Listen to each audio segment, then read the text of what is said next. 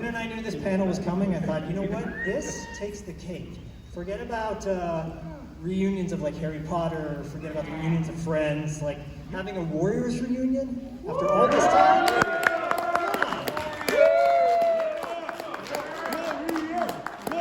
Cliche, say, can you dig it? But you know, can you dig it? Right? Can you dig it? I want to give you guys the opportunity to ask them as many questions as you have, but really quick, my name is Zach Schaefer. I run a podcast called $2 Late Fee and Podcasting After Dark, and I've talked extensively on both shows about my love of the Warriors. First movie I ever saw when I was a kid, from beginning to end. Probably shouldn't have, now that I look back and I have a 7-year-old son. Probably not the movie I'd show him as 7, but you know, it's my Star Wars. I've seen it more than I can think how many times I've seen it. But I'm gonna go down the row and introduce everybody, and you can give them a big round of applause, right? So I'm gonna start with Cropsy, AKA Joel Weiss. Second in command to the Rogues, putting up with Luther, who, by the way, has a birthday today. Yeah. So it's David Patrick Kelly's birthday. Fun fact, if you guys are interested. But yes, Joel Weiss, Cropsy. Going down the road. You can make some more noise than that. The Fox, Thomas G. Waits. Make some noise for Thomas G. Waits. It's an honor to have him. Swan? Michael Beck. And, no doubt, Co-Cheese, David Harris. And then this guy has the distinction of being in 2 gangs at the same time, right? Rob Ryder was in the Baseball Furies and the Punks. Make some noise. So, just to point out the fact that, you know, Rob had the makeup on in one scene, obviously couldn't tell in the other. So, you know, it's like Paul Stanley with the makeup on, and then he takes it off, and it's a totally different person. First of all, having you guys on this stage, this table, it's a big deal. And after all these years, 1979, who would have thought that a film would have stood the test of time like The Warriors? I just want to go down really quick and maybe share like opening thoughts you have of the impact the movie has had on you as just an actor, as a person. You want to start with Joel? Want to start? Well, you can take the microphone too. You might have to turn it on. Hi, how you doing? Hello, how you doing? Impact on me. I was just starting out as an actor. I did a lot of student films and stuff.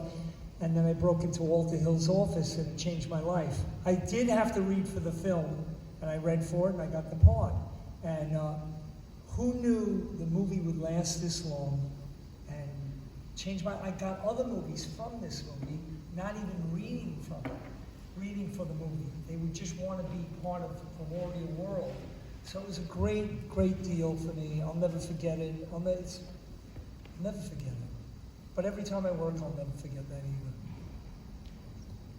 either. Yes. Thomas. Yes, I didn't get movies because of this movie. People would know, we don't want to work with him. No, that's the impact of that on my life. No, actually it was quite interesting and controversial because I remember walking through Central Park and the Warriors had become a big thing and I'd been fired from it and that was big news, and then like an idiot I took my name off of the credits, which is indelible. Like that's done, you can't go back in and put your name back on. It's sealed, and it really made the people at Paramount very angry, and Walter Hill very angry with me. It was such an immature, childish thing to do, you know. But anyway, the impact that the film had on me was, you know, I thought, oh my God, you know, I've blown it. No one's ever going to want to work with me. And then I was lucky enough to walk into break into Al Pacino's office, and that changed my life forever. And I auditioned with Al, and, you know, they do diligence, right? They check up on you, and this dude just got fired from a movie, and you want to hire him and invest X amount of thousands of dollars in him, and so forth. So they called my agent, the great and wonderful Jeff Hunter, who's no longer with us. Great agent. And Jeff vouched for me. He said, no, he's a good guy, and he's learned a lot from having been fired, and he's straightened himself up from it. And then, so it didn't dampen my career as much as it probably should have. I kind of dodged the bullet a little bit, and I'm still trying to turn it around and make it work for me. Teach other people. Don't be an idiot. When you're on a set, respect your director. Don't be difficult. Say yes. Learn how to say yes. That's good advice in general, Yep. I'd say, right? Yeah. And here you are. I think we could put some, they can add scenes to movies. Why can't they add your name now in a revised edition of the... Maybe I'm the one that should have been the preacher. Michael Beck. I think that the deepest, most meaningful thing for me that has transpired from doing The Warriors is these guys sitting right here that I am friends with 43 years later. And we have a deep friendship that has gone on throughout the years. And, that's not always how it happens in show business. In fact, rarely do you're like buds on the set, and you might have dinner or something once after the movie's over and never see each other again unless you work on something else. But that's not been the case here. David has introduced me to my wife. They went to drama school together. Carrie and I are godparents to his daughter, and he was godfather to our daughter. So that's deep. Terry, who's not with us, is, one of my closest friends.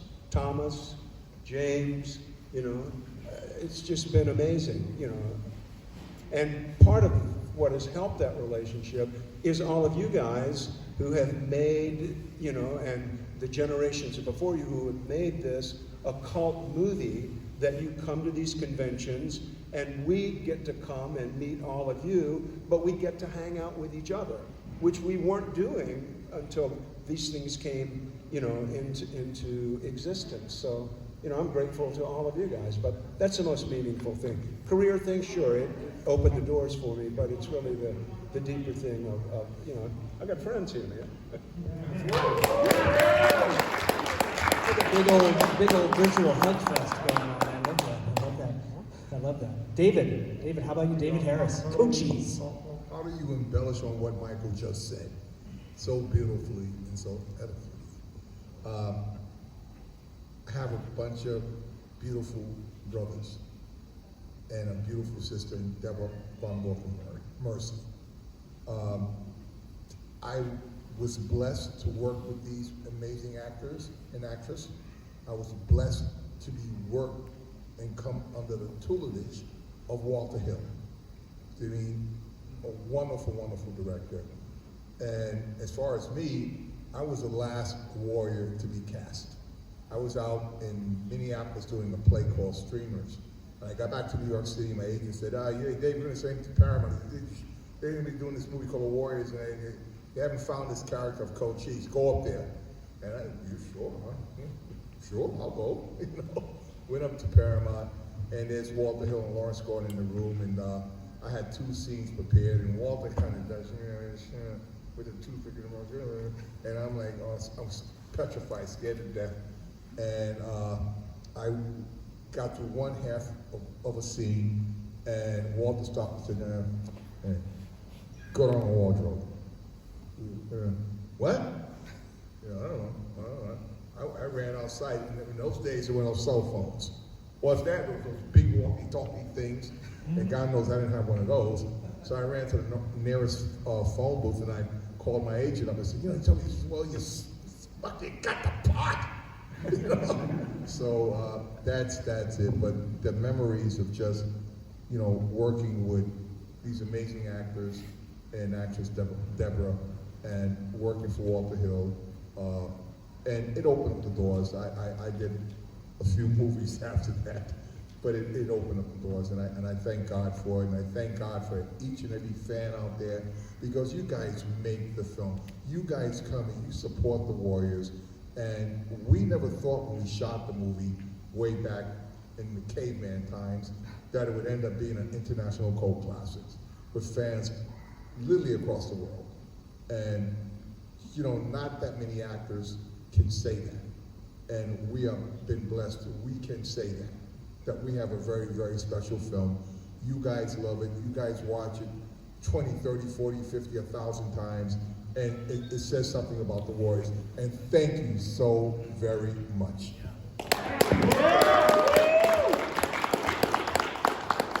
Rob, Ryder, I feel like, by the way, we're bookended by a couple of gangs here, and the Warriors in the middle. I hope no fights break out in between. Just everybody be cool. Just be cool. Rob, what are your thoughts? Is this working? Yes. The Warriors changed my life in an interesting way. I was living in New York. I was writing mostly. I fell into production work in the movies. Warriors was my third movie. I got bumped up from PA to location scout. And I was running around all 4 boroughs, not 5. Just looking for all the crazy places where we were going to be shooting these scenes. And then a stuntman got hurt. And Walter had been chatting me up a little bit, and he said, "Hey, how tough are you?" And I said, "Oh man, I don't know." And I'll tell you, that's the wrong answer. Someone asks you how tough you are, you say, "Tough enough." Anyway, he gave me a shot as a Baseball Fury. I replaced Steve Chambers, who was a legitimate stuntman. I got thrown in with Michael Beck, who ended up beating the shit out of me. And Craig Baxley, the stunt coordinator, came up to me after, I think, our second time through and said, "Are you okay?" And I said, "Yeah." And he said, "You're getting a stunt adjustment every time you get hit." And I said, "How much?" He goes, "It's extra $50. I'm like, "Yeah, I'm great, man. Let's go now. So, anyway, I got through that. I was made a punk. And that was really a lot of fun. I learned a lot about fight choreography there. And since I've been writing, Walter Hill said, if you're serious about it, move to Hollywood. So I did. I made a few $1,000 on the Warriors, and I came right out to Hollywood. And I've had a nice kind of checkered career as a writer and sports coordinator. And I do not get in front of the camera like these guys because I freeze up. These guys are pros, and I'd rather be behind the camera. And Rob, you have a book coming out, right, in March? Yeah, I hope that you all will take a look for it. It's called Purple Fury, and I'm recounting the days on the Warriors, kind of the ins and outs, all the crazy shit that went on. Oh, excuse my French, there's a young man here. And I've been posting on Facebook a bit. If any of you are on Facebook, you can find me there. And it'll come out in about 3 months. So it's called Purple Fury, and I hope you look for it. Right on, yeah. Who's going to get that book? I don't want to take up your guys' time. I mean, I'm as big of a fan as you are, but I want to open it up to the questions first from the audience. Who has a question for anybody? If you do, raise your hand, and make sure you speak loudly as well if anybody wants to ask a question. If not, I've got questions. So, yes, in the back. What was it like gang violence in theaters? I remember I saw it in the drive-in as a kid, and in Panorama City, and you didn't get out of the car. Isn't that never? Was that mostly rumor, or? Who'd like to handle that question? Michael? I remember the Warriors, when it opened, it was, and I think it probably surprised everyone at Paramount, it was the highest grossing picture that opened that weekend. And, when it was made for Paramount, it was a low-budget movie that they didn't expect to do that, but it had a great opening weekend, and the first week of the movie, it was doing really well financially, which was, you know, studios happy about that. So I remember being quite shocked when all of the, you know, the incidences that happened in different, you know, on the East Coast, back in California, some gang member kids were killed, you know, after seeing the movie. And I remember the, you know, the press jumped on it, and it's all this kind of stuff of, you know, this movie, The Warriors, is inciting violence. And I was thinking to myself, you know, because it's really pretty cartoony violence, you know, especially when you look at, you know, what's in movies nowadays. But I was thinking in what I was reading and hearing, that the people who were having the fights and hurting or killing each other were already predisposed to violence, and gosh, had a gun with them at the drive-in movie. They were in gangs, so is it the Warriors that's causing them to be violent in the first place, or is it simply that they're drawn to a movie about gangs where you have two different factions there that are kind of, you know, souped up a little bit by seeing an exciting movie and get into it? So I had to kind of just deal in my own self with what I thought.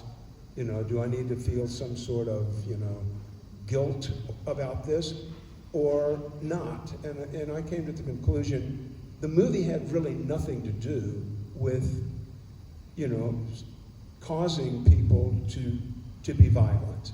Now, whether you can say it was a place that drew people to come and see it and they had altercations, you know, that's a fair argument, but I still don't think that necessarily is an indictment against the Warriors. So I thought it was pretty unfortunate, you know, obviously unfortunate anybody who loses their life or gets injured, but I thought it was unfortunate how everything happened, that, you know, Paramount pulled the plug on the movie, took all the advertising, you know, theater owners, you know, kind of backed off it. So it had a really wonderful opening and then just kind of disappeared. But had it run, you know, had it been a really successful movie financially and everything else to begin with, would it have evolved into what it is now? Because people like you went to those midnight showings in the 80s, in the mid-80s, and revived this movie into something that it wasn't, and probably wouldn't have been had it been a mainstream popular movie to begin with. So that's kind of my thought. I have a rather complex remark with regard to it, because I think that if you were there in the late 70s, we were socially and politically being torn into two directions. It was the beginning of a great rift, which would culminate, you know, in today's world of red and blue. And it was the beginning of being, you know, should we stay, you know, hippies, and is love really and peace the right thing? Or maybe, you know, drugs and guns are the right thing. You know, it's even in The Godfather, you know, should they get involved in drugs? And this is, of course, right after that. And I think it was part of, you know, my concern about the movie was that it was going to be too violent. And like Michael says, violence compared to the movies today is ridiculous. It looks like a bridge club compared to But what is important in point of fact, I think, is that the director had a vision of how this violence would almost in a balletic fashion, with its stylization, make a comment on violence. He wasn't being violent. Remember, The Rite of Spring by Stravinsky caused riots, you know. People just marched out in the street after Odets wrote The play about the taxi cabs, you know, strike, strike, strike. And of course they reacted viscerally to the Warriors because it was such a vision or a comment, a poetical or artistic comment on the fact that we were breaking toward this violent society which we've become. Let's face it, high schools, kids carrying guns. I mean, what the fuck? You know, when I went to high school, you know, they bent you over and beat your ass with a board. Never mind carrying a gun. You know, you were too afraid. But that's all gone now. You know, we've changed so much as a society, and I think that when we ask questions about, well, the effect that the Warriors had upon, you know, I'm sure it was difficult for them, but they made out in the long run, didn't they? It's a really, first of all, great question and a really good point. And you think about the glorification, it wasn't a glorification, it was more of a reality. You know, as you think about the way a lot of movies are, they want you to get up and do those things that you saw in the movie because it looks cool. This wasn't cool, this was like necessity. You guys had to survive, you had to make it back home, and in order to get back home, you had to get in these battles with everybody. It just felt more necessary and relevant, you know, so yeah. And we're not talking about the Wanderers 40 years later, not to besmirch that film at all, but the Warriors, the test of time, 30 plus years later, 40 plus years later, right? It's a beautiful thing, so yeah. Yes?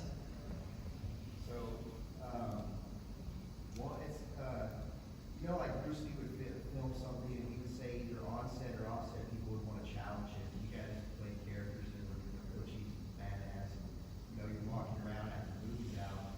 Did either of you have any fun stories of like fans taking it a little too far? Or even just in jest, you know, want to, you know, tussle with you guys a little bit after that, you know, the movie's out. You're like, oh my gosh, it's you. I stayed away from trains for a while.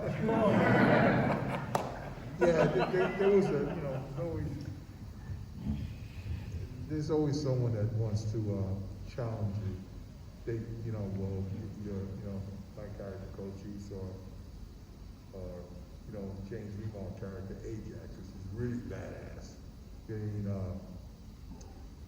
you know, I just talked my way out of it. So, you know, hey, look, man, you know, I'm an actor. All right, what you saw up there was a person named Cochise. My name is David Harris. You know what I mean? So what you saw up there in here. You know what I mean? So let's you know, peace, man. You know what I mean? And have a great day. I was thinking, as Cropsy, dealing with a quote-unquote leader that was, you know, hot under the collar, did you have to kind of stifle those fires every now and then as a... No, the whole thing was this. When I got the role, I was so trained in a whole bunch of things and the piece. I only cared about the project. So when I read it, I only cared about, you know, the relationship and everything. Now, David would not talk. He was in character. Joel Weiss talks all the time. You know that now. But the thing He's in was... character. So the mesh together was unbelievable because when it came time to shoot, it was like we're already unconscious, we're doing it, right? And we only do one take or two takes because we were sharp. Now, what was I trying to say? The thing is, it was one of those things where there was great chemistry there because I get hit in the head with the candy.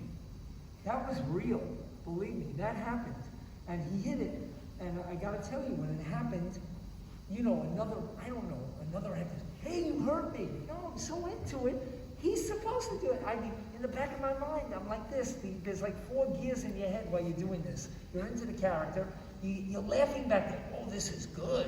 You know what I mean? But he hurt me, and it's real. Everything was real, and I love that about working with him. Everything was real, and you don't get that all the time. There's only a few actors. I've been lucky. But I mean, the thing is, when that happens, you don't want to sway from that. You want to go, beat me in the head, punch me. I don't care. I mean, when that happens, if it works, go for it. You know what I mean? Really. Kill me, don't kill me. But let's, you know, I'm serious. Go with it, please. I don't want to change anything, you know what I mean? For the thing. If he hurts me, then I'm in trouble. Well, speaking of getting hurt, I think about the fight scene in the bathroom with the punks and warriors, and that, Rob, can you reflect on that a little bit? Your experiences in that scene? Yeah, it was a beautiful thing to partake in because Craig Baxley really had it down in terms of what he wanted. He was in sync with Walter in terms of the kind of movie they were making, and they just broke it down, you know, shot by shot, setup by setup. We all knew exactly what we were going to do, and you know, you go through at half speed.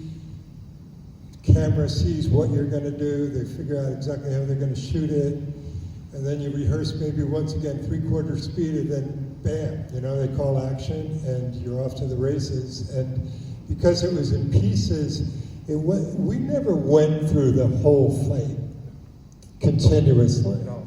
That would have been wild to do when you think about it. Master of that fight. Yeah, a master, which is the big wide shot. We never did that, and that would have been a lot of fun to do, almost impossible in that space. But it was really dynamic in terms of learning how movies get put together, how action sequences get put together. It's beautifully edited as well. And David, you said you were the last one to be hired as a warrior, right? Was this your first foray into doing something on this kind of level, of this scale? Yes. How was my that? first major- It was very exciting. I remember when we went down to Walter and I saw all these guys, and Mike was, he teased me about I was trying to make my arms bigger. Remember that? You were in front of the mirror, and we're all sitting there going, because you didn't talk to any of us. You had this angry look, and we're thinking, did they go out and hire a real guy off the street? Because he was into it, man. He came in there into it. You were all the way committed. And then, I was the last guy, and I said, look, man, I gotta make my mark here. You know what I mean? I don't know any of these guys. So, doing a movie, it was my first feature. Yeah, I'd done some TV, I did a couple of made-for-TV movies and a couple of guest shots, but this was my actual, The Warriors was my actual first major feature. And what a blessing. Yeah. Questions? Anyone have questions? Yes. What's the truth behind the woman that he was with, or did he come up with the bottle drinking and the warrior? All I know is this, okay? When we were doing it, was dawn was coming up, and I saw him with a bag with pigeons, and Walter tossed it away. No, it's not going to work. So he went to door number 2 with the bottles, but I didn't know that because we didn't improvise anything. We just shot it. So when we shot the thing, they put the curtains. It was dark in the car. So he started doing Warriors Come Out to Play, and I hammed in because I wanted to be part of whatever it was. I said, we're going to get you Warriors tonight. I kept doing that. Then they said, that's not going to work because this is daytime. You know what I mean? But I didn't know. I was getting up in the morning and everything. So it went with Warriors Come Out to Play, and that was it. It was all improv. Everything. He made up, the story about the person in the neighborhood bothering him and all that stuff. But all I know is he came up with that, surprised me at the moment, and I started to join in, but that's not going to work. It worked better, as you can see in history, the way it was done. And, that's the way it is, Makes me wonder what it would have been like if you had that line in there too. Oh, well, then it wouldn't be iconic. You know what I mean? Now it's iconic. If we get Joel Weiss, we can get you Warriors. We're going to get goodbye. I'm cool with having Joel Weiss in it too. I know, right? but I mean, it works better now. Yeah, it really yeah, does. for sure. It worked perfectly. It was eerie and everything. Yes. I don't know if you guys can answer this question, but do you guys know how many times it took for the film to be finished from beginning to end? Yeah. We started in June, we finished wrapping at the end of October. Yeah. We're supposed to have had a 9-week shoot, We went almost 6 months. There are 3 different versions of this movie, okay? It starts off in the daytime, not at night. And then Paramount, Trish, and we're gonna cut all that, we shot all this stuff in the daytime. That's not in the movie, all right? You start up with Cleon Center, it's still on, and the Warriors are going. That's at night, you know what I mean? But it doesn't start off like that. It starts off in the daytime. We shot a lot of stuff in the daytime, but the powers to be at Paramount and Walter, whatever, and whatever, and I'm just a little guy, and you see what you see, but there are maybe two, 3 different versions of this movie. Who's seen the different versions just by a show of hands and, right? Yeah. Any other questions? Yes? It seems like what's great about this film, it's like the perfect storm of like the casting, the music, the editing, the pacing. I think the pacing really, but to me the underscore was the music too. It seems like obviously the acting, everything, but when you're doing these scenes like running or anything, is it just you guys and then everything's done in post-production and was just added and it just happened? Because it just seems like it was almost choreographed. Obviously, That is so much correct. was It's all choreographed. done in post-production. Yeah. We just run. Are we done yet? Nope, you gotta run again. And it was an arduous, summer because there was a lot of running.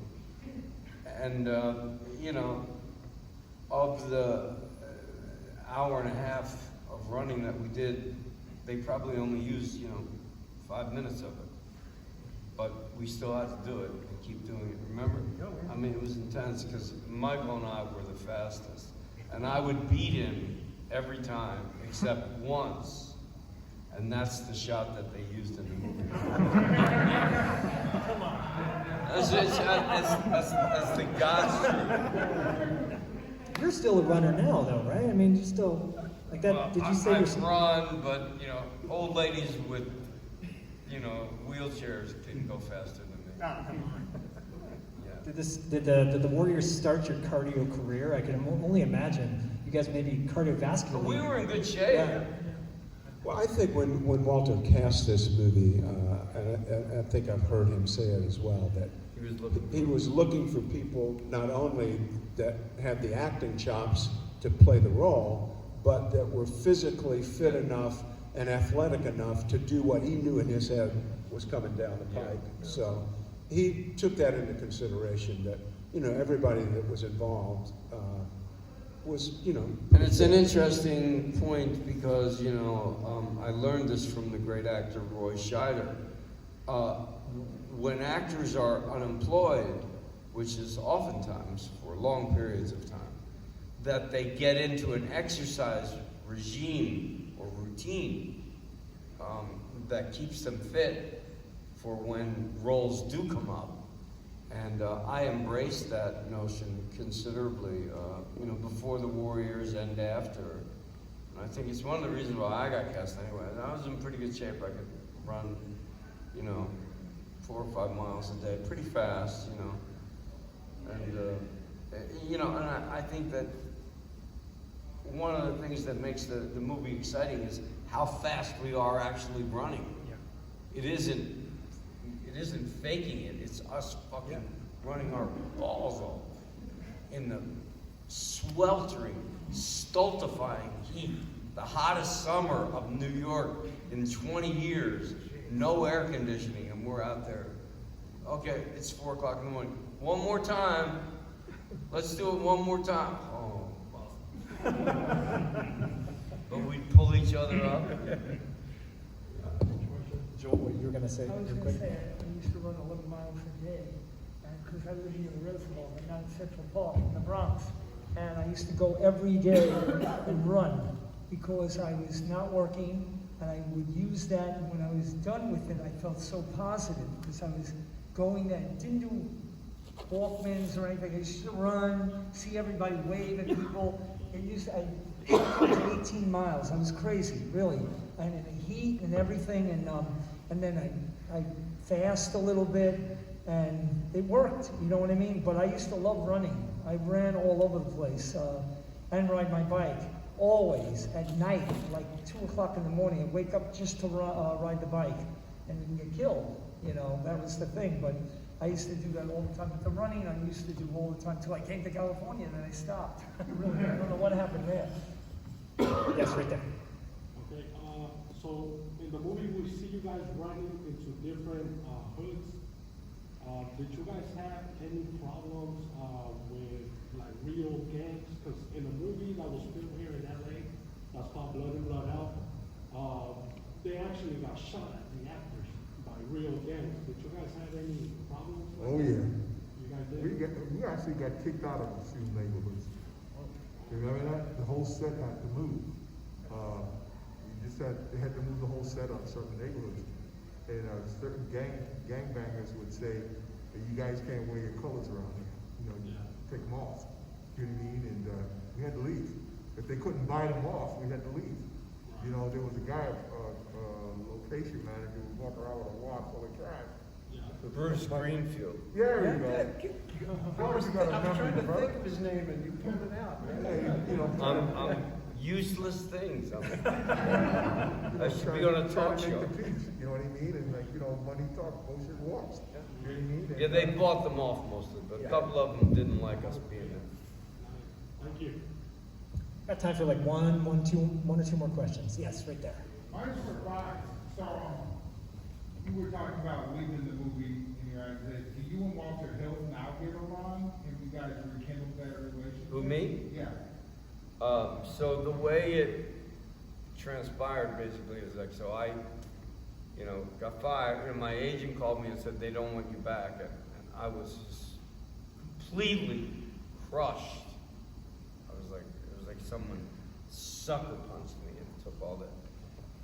And then, you know, the people around me and my loved ones were instructing me, you know, the lesson in this is perhaps you need to learn discipline.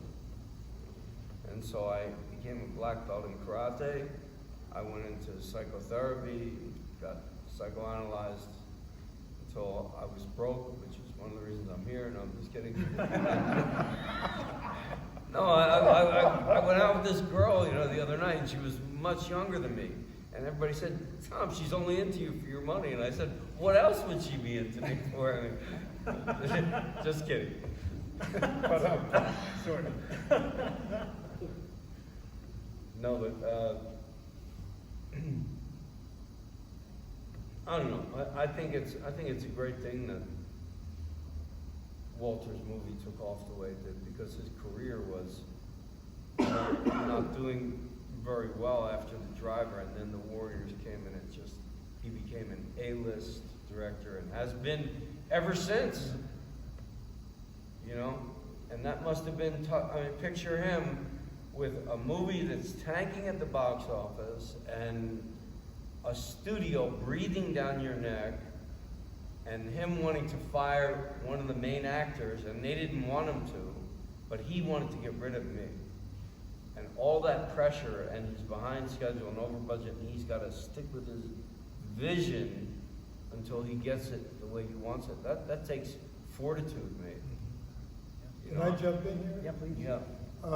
There's a book that came out, just a couple months ago. It's Yeah. called Can You Dig It? And it's really solid. Yeah, It's filled really well. with good details. I think the writer did a wonderful job. What was it called? Sean Egan. Sean Egan. Did a wonderful job. If you're interested in some of the behind-the-scenes stuff, and some interviewed most of you guys. Yeah, he did in-depth interviews. And it's really worth a read.